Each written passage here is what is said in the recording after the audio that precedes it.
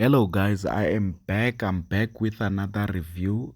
This time around I'm doing a review of a series. The series name is called Squid Games. It's a nice series, guys. I must say, for those who have already watched it, they know very well that this is one of the best, if it's not part of the top five of all time best series. Yeah, I think it does deserve a place. I think it's one of those that, if for personal favorite, to me, it's part of top five, as I said. One of the other ones, maybe I can count Breaking Bad and Prison Break. So this one is one of, and Money Heist. I think those are the top ones for me. And Squid Games is not different, guys. It's very nice series. I really count it there.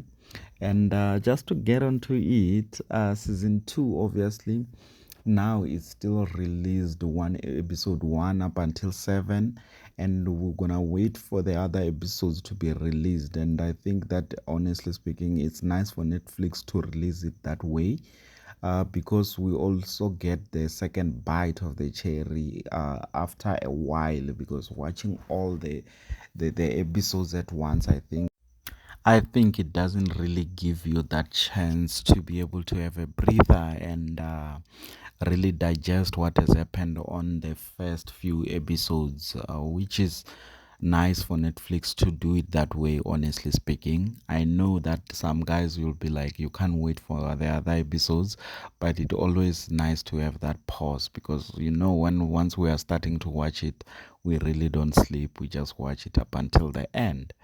So yes, guys, it's just to get onto it. The main character Sean Jong Un is still there. He is the guy who make things happen. As we all know, he always win his games. So it's not different from episode one up until seven.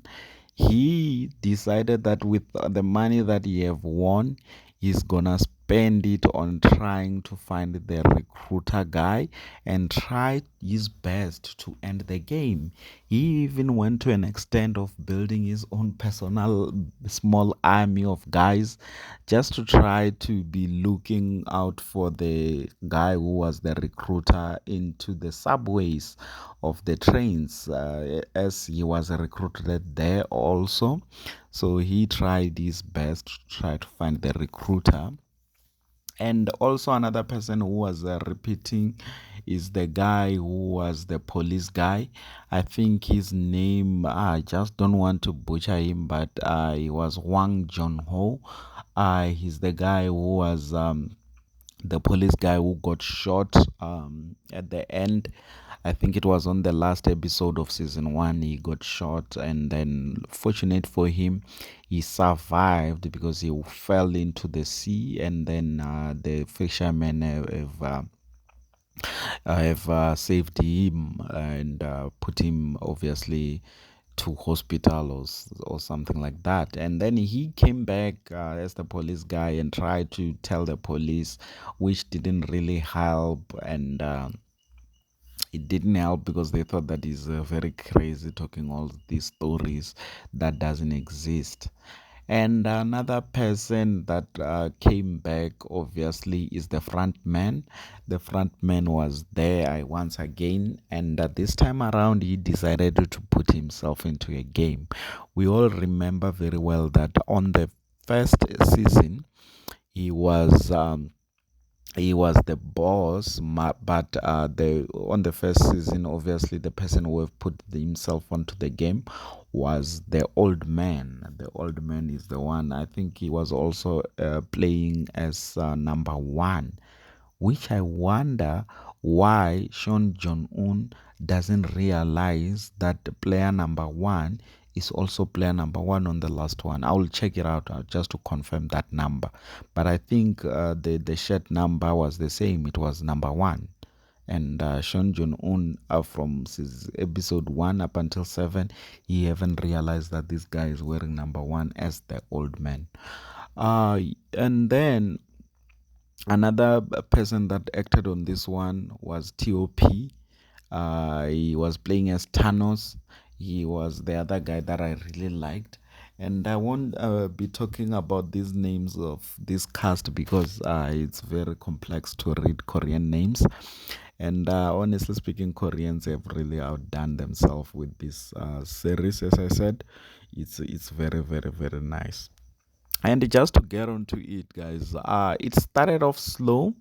As I said, he was trying to find the front man. He end up one of these two soldiers or guys end up finding, and he was paying them, mind you, every day for the past 3 years, I think, or 2 years, for them to look for the guy who was the recruiter in the subway. He end up the two guys, as I said, they end up finding him and they followed him around before uh, Sean Jong-un found him. I think the recruiter ended up finding them first and put a trap and beat all of them, and decided to go to Sean Jong-un, and then they play a game of putting a bullet into flywheel gun and play that game of trying to shoot yourself with a gun, and Sean Jong-un end up winning, meaning that the recruiter guy end up shooting himself in the head, which was very crazy because he knew that it was the last bullet and it is in the hole where it is gonna just go straight into his head, but he end up doing it anyway because just to try to prove a point that I'm not afraid to play the game, but which is very crazy that how can you say that while it's the last bullet? So yes, guys, the recruiter end up being killed on season 2. And then Sean Jong-un, as they have betted, it was for him to go back into the game, which after winning, he decided that I will go there to the game and beg them to put him back into the game. He tried to put some traps to make sure that the army followed where he is by putting a GPS on his tooth. It didn't work. When they dragged him or made him to go to sleep, they took all that out and put the GPS in a different location, which was in another island, in which these soldiers just followed there and found nothing. He realized while he was playing the first game, which was a red light, green light, that the GPS is useless because they took it out. And it was very painful that he ended up saying that, you know what, I'm F up because at the end of the day, I'm in this game and I'm alone, and there is no way that I will be able to get out or get any help from here. He was on himself, on his own. The whole army that he builded with guns is never gonna be able to save him. They were obviously put in a different location. So yes, guys, on the games themselves, the red light, green light that we watched, I think that's the signature. They had to repeat that game on season 2. It is really the signature of Squid Game. So they continued, they played it, and some of the people didn't get killed because Sean Jong-un was there, and he ended up even warning them that, guys, please, don't run, move now, don't move, and let's mind the clock. He tell them all the tricks and beats just to make sure that they don't kill, don't run, stuff like that. Even though some of them did got killed, but it wasn't that many, just like in season 1. On the next game, that's when I noticed the front man, that he squeezed himself into the game, and he was trying his best on the voting. After the game, obviously they would, in this one they decided that they're gonna do things different, that everyone have a choice of deciding if they're gonna end the game or continue, in which obviously people voted and voted. Once it's 50-50%, the front men came and voted that the game must continue. in which it was almost like he knew that that vote of his is gonna be needed for the game to be able to be continued, as they are fighting for the games to be continued up until the end. So yes, guys, the game continued up until the next game. The next game, people really got killed. It was the game where people have to run into a room, which they just get told that make group of 5, and then in one room you have to be a group of 5. If they say group of 7, you have to be 7. So it was people were really dying, and after that they still went and voted the same way. I think they voted 50-50% on the third game. They decided to vote 50-50, and then they were told that they're going to be given a chance to vote again on the following morning, in which on that evening, before they sleep, Sean Jong-un decided that, you know what, I'm going to take matters into my own hands. I'm going to cause chaos by trying to steal the gun with his group, which voted that they want to end the game. Because there were people that the reason why the votes are not voting to get out is because people were in debts, guys. Then the ones that are in higher debts are deciding that, you know what, if we go now and we split the money that is present, because they were told that you're gonna just have to split the money, obviously, that is already there, accumulated, just like on season 1. The money keeps accumulating, the more people when they are dying. So as the money have to be splitted, they decide that, no, you know what, let's go for another round, then we're gonna have enough money to split. So they keep going for another round, and they are not voting to end the game, and they are promised that the voting is gonna continue up until the last game to vote whether the game must continue or not. So yes, guys, as I said, he tried to take over. He did took the guns, and he did shoot some guards. So it's all chaos on season 2, guys. It's all chaos. I must say that there is games, but there is also chaos that is happening. So he did took the guns. He shot many of them, and then the front man end up betraying all of them.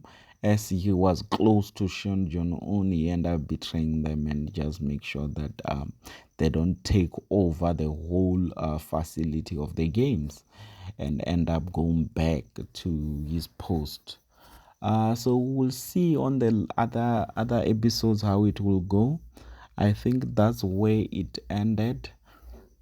We will see if Sean Jong-un will come up with another better plan, because obviously this one didn't work, and it even caused him, because they end up even shooting his best friend on this one. They shot his best friend that have also joined the games.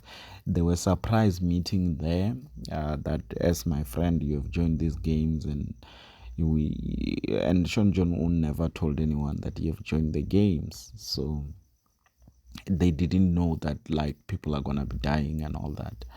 So they shot his friend, and they told him that, you know what, it's the consequences of what you do.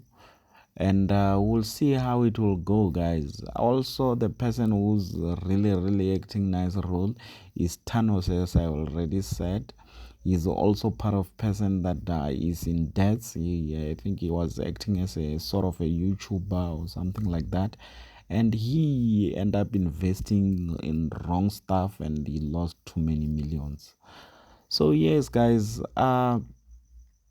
it's a nice series, I must say, guys. As I already put it, it's really nice, and it does meet to the expectations of season 2. We'll see how the last episodes will be. I expect that they're gonna be very nice. Unfortunately, I don't know when they're gonna be released, but I will keep monitoring, and I will let you know, guys. So I think I will end it there for this one. It has been a nice year. Please stay safe, cross nicely to the new year, and I hope that everyone who's on the channel will have a fantastic 2025, and I hope that we'll keep growing the channel in 2025, guys. Cheers.